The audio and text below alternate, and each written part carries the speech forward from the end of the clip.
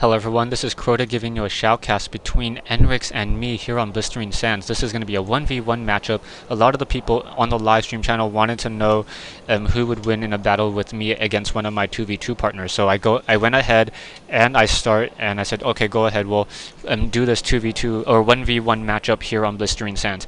Enrix choosing Protoss instead of Zerg. Zerg is his normal race. Anyways, coming back over here, because this was on Blistering Sands, I wanted to make sure that he did not, in fact, try to do a pylon cheese on me down here.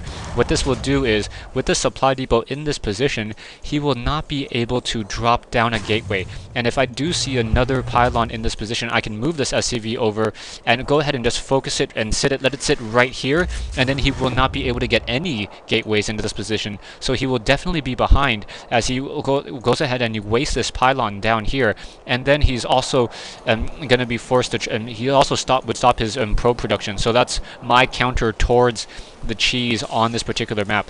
Enrix now going to go ahead and lose this probe, as the probe is not really dancing around, not chasing. He just wanted to see my starting positions, and now that probe now stuck in that corner with nowhere really to go, easily getting taken down by that single SCV.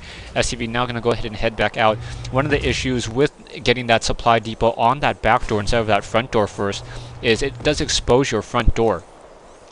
But at the same time, as long as you are able to use your barracks and get those Reapers out early, you should be fine. Taking a look, I am now in fact going to get this orbital command center underway and going to be training my first Marine in order to be able to do a little bit of kiting against those, against a Zealot rush if it does in fact occur. Coming back over here, Enrix now getting the secondary gateway and a pylon. For people who, whenever you're scouting with an SCV, you want to make sure to know what you're looking for with your worker. Now, what I'm going to first quickly notice is that it's a double gateway as opposed to a gateway and a cybernetic score. What that means is that the stalkers are going to be a little bit delayed.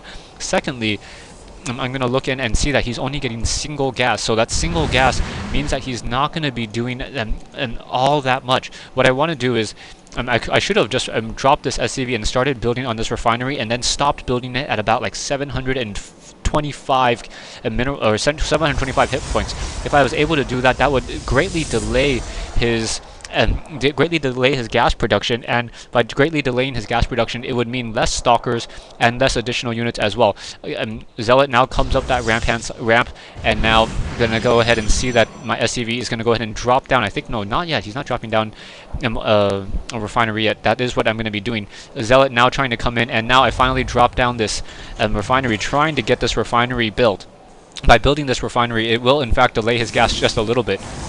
I'm trying to move my SCV away, but unfortunately my SCV gets taken down in the process. Now and because I did see that it was only a single gas and I was able to delay that gas a little bit, I do in fact try to go Reapers. So trying to produce those Reapers right now. Also, against a Protoss enemy, Ghosts are a very, very strong option. Ghosts are, in fact, one of the best options you can go, as that EMP shockwave instantly deals essentially 50 damage towards the Zealot over an area effect, and then also deals 80 damage to any stalkers.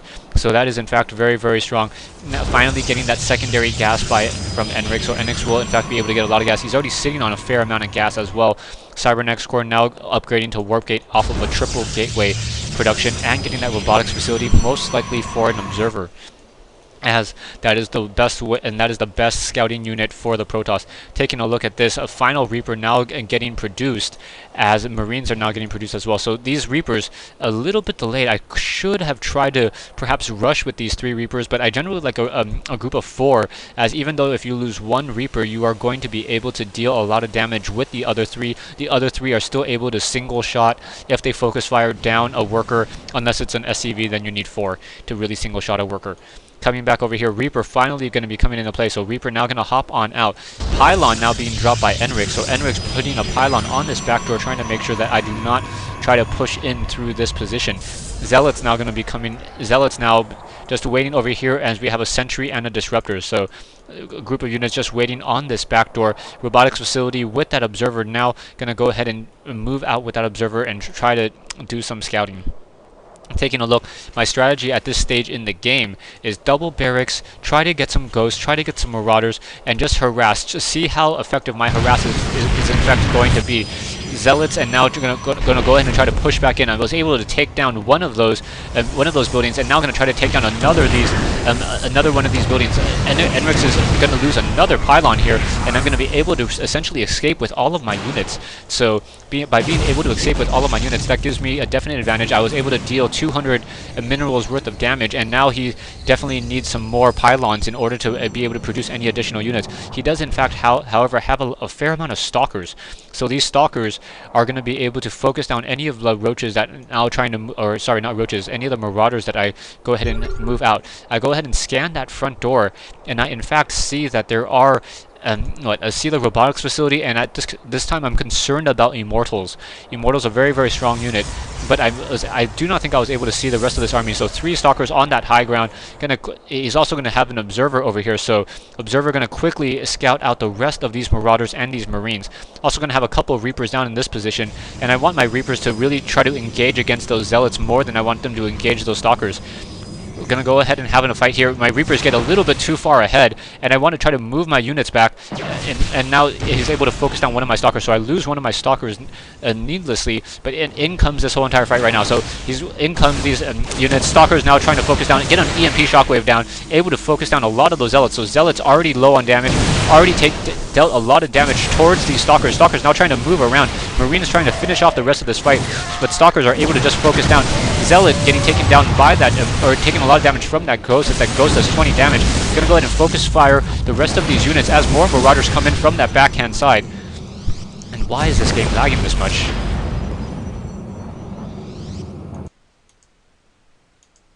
Alright, so, and Marauders now coming back in, trying to take down these Stalkers. Stalkers are taking a majority of that damage and then getting pushed back right there.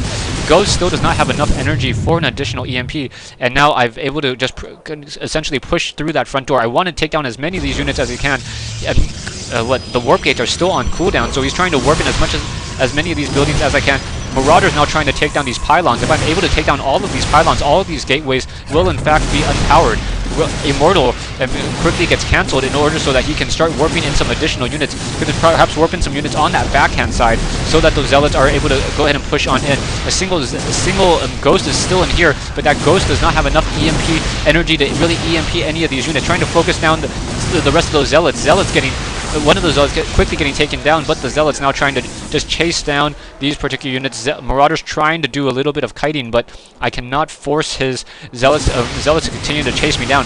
One of those zealots getting quickly taken down, and another zealot going to get quickly taken down as well. So down goes 2 zealots, but he's able to finally take down that last marauder. More units once again being warped in, sentries.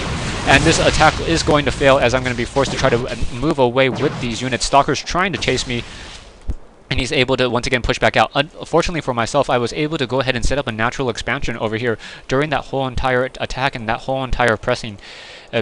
Also getting a tech lab, trying to get some banshees for support. Perhaps I was still waiting for him to tech some immortals or tech some colossus or build a colossus in order to try to counteract my infantry army, and I wanted to make sure I was able to really push that back. I'm also have siege tech, or getting siege tech, and also building a siege tank. I want to try to get these siege tanks right on here so they're able to cover this particular ramp position. Also getting this Zelnaga watchtower. By this Zelnaga watchtower, I'm able to scout out the center of the map. It does not reveal Enrix's observer though. I'm gonna go ahead and speed up this game just a little bit. This is the second time I'm casting this game. The first time it was just lagging so much that it really annoyed me. Gonna go ahead and slow down this game once again. And we have Marauders now pushing out on this front hand side. We have some Stalkers and some Zealots coming in over here. I should have taken this opportunity and not try to take down those Stalkers, but perhaps try to move them back around. I do not have Cloak on this Banshee. I should have really just focused down these Stalkers, and then in come those Zealots. Zealots now going to be trying to come up this ramp and focusing down these units, and this is just, I apologize for this. Yeah, getting sentry shields as well as my Stalker or my Marauders quickly trying to run back away. Zealots still chasing, no charge yet, and in comes the rest of these units. Siege tanks now going to be coming in. The siege tanks do in fact have siege tech, so I'm going to go ahead and siege up right here, but they do not in fact shoot that far. So I need to go ahead and move these siege tanks from here to here in order to get a better positioning. Single Banshee and more siege tanks now being produced. He's going to go ahead and retreat with his army all the way to the back of back to his base. I'm going to go ahead and let this replay run a little bit longer so I can get it into 2 parts. Zealots, running off of 4 gateways now, also has a couple photon cannons, and he is now finally getting the nexus up, so to try to catch up in the economic game.